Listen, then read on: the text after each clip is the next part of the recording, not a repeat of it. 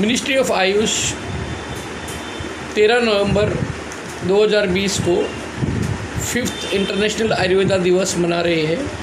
उसी के उपलक्ष्य में ये चौथा वीडियो पार्ट 4 में जारी कर रहा हूँ। थीम है आयुर्वेदा फॉर कोविड-19 पैंडेमिक, धन्वंतरी जयंती धनत्रयोदशी 13 नवंबर 2020 के उपलक्ष्य में यह वीडियो जारी किया जा रहा है। मैं हूं doctor Kirti Kumar Thakkar, AYUSH department, Jagjivan Ram hospital, western railway, Mumbai. अब हम देख रहे हैं, पिछले 3 वीडियो में हमने देखा कि कोविड में क्या क्या होता है, क्या क्या दवाई लेनी चाहिए, पोस्ट कोविड इफ़ेक्ट क्या होता है, एलोपैथिक दवाइयों से साइड इफ़ेक्ट क्या होता है वो हमने देख लिया। आयुर्वेदिक दवाओं के साइड इफ़ेक्ट हम बोलते हैं कि नहीं होते हैं, लेकिन हम देखेंगे कि वो क्या क्या हो सकते हैं। अति मात्रा में आयुष्वाद का सेवन करने से पित्त हमारे शरीर में बढ़ता है।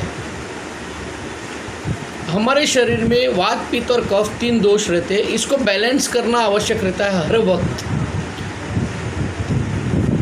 गर्म चीज़ें ज़्यादा खाने से हमने कोविड को तो दूर कर दिया, लेकिन फिर मुंह में छाले पड़ने लगे, पेट में एसिडिटी होने लगी, अल्सर्स हो गए।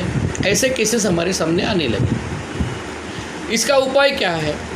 तो आयुर्वेद में सिंपल और सादी दवा सूर्यशेखर रस है जो पित्त का शमन करती है, ये आप ले सकते हैं। दूसरा है वीकनेस।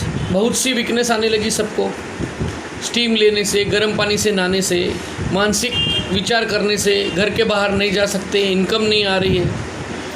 उसके लिए स्मृति सागर रस आप ले सकते हैं, सारस्वतारिष्ट आप ले सकते हैं और दशमूलारिष्ट आप ले सकते हैं। फिर बार बार घर में रहने से, दिन भर खाते रहने से हमारे ज़बान के ऊपर अगर सफ़ेदी जम रही है तो वो आम का लक्षण है, यानी आमोत्पत्ति हुई। इंग्लिश में हम इसको टॉक्सिक्स कहेंगे, टॉक्सिन्स कहेंगे।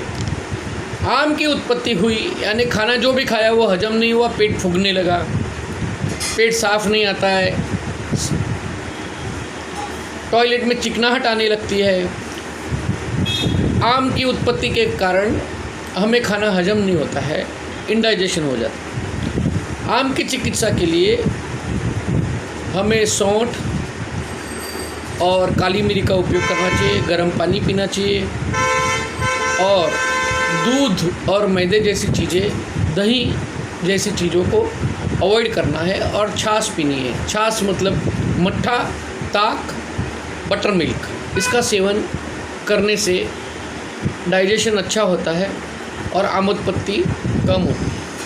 छाछ में आप, सर्दी होती है अगर आपको तो सौंठ भी डाल सकते हैं, एसिडिटी होती है छाछ से तो जीरा डाल सकते हैं। नमक का सेवन कम से कम करें तो अच्छा है, लेकिन आप नमक भी छाछ में डाल के ले सकते हैं, जिससे आम की उत्पत्ति नहीं होती।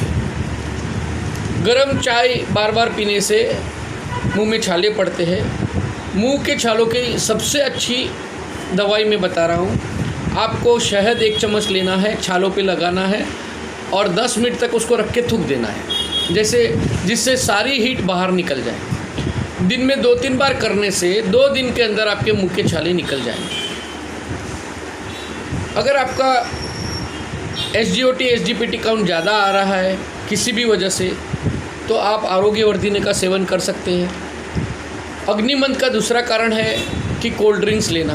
अभी जैसे अक्टूबर में हीट चालू हो गई तो लोगों ने फिर से कोल्ड ड्रिंक्स चालू किया। पहले तो कोविड के डर से थे, फिर सब बाहर निकलने लगे और कोल्ड ड्रिंक्स चालू हो गए पीने के।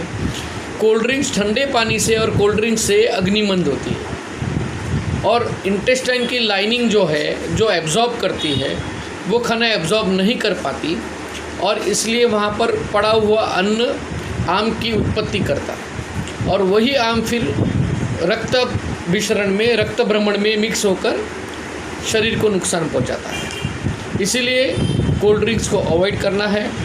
दही जो है, यह रक्तवाहिनियाँ हो या कोई भी ब्लड वेसल्स हो, कोई भी वेसल्स हो, इसमें ब्लॉकेज निर्माण करने का काम, जैसे इंटेस्टाइन को भी हम एक चैनल मानेंगे, वो चैनल भी ब्लॉक करता है। दही ये कॉन्स्टिपेट करता है, दही ये ब्लॉकेज निर्माण करने का काम शरीर में करता है। इसको अभिसंधि कहते हैं। और छाछ, बटर मिल्क, ताक जो बोलते हैं, तक्र बोलते हैं, मट्ठा बोलते हैं, यह शरीर के सब ब्लॉकेजेस खोल देता है। तो सेवनीय में छाछ सबसे अच्छी है और दही सबसे ख़राब है एक ही चीज़, लेकिन उसको संस्कार के बाद, दही को मथने के बाद, उसमें पानी मिलाने के बाद उसके पार्टिकल्स नैनो पार्टिकल्स हो जाते हैं जो शरीर के शोथ को, सूजन को निकाल देते हैं, ब्लॉकेजेस को निकाल देते हैं। सेवनीय में छाछ अच्छी है और दही असेवनीय है।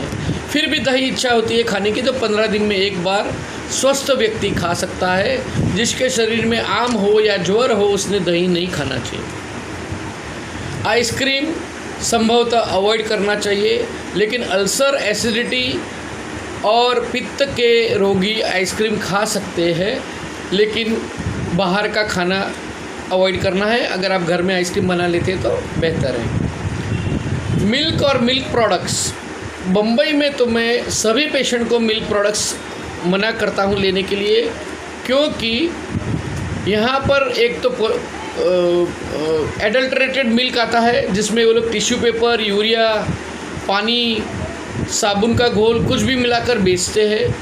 मैं किसी के अगेंस्ट नहीं बात कर रहा हूँ, लेकिन पेशेंट में ऐसा देखा गया है कि जैसे ही उनका दूध बंद कर देते तो वो स्वस्थ हो जाते हैं।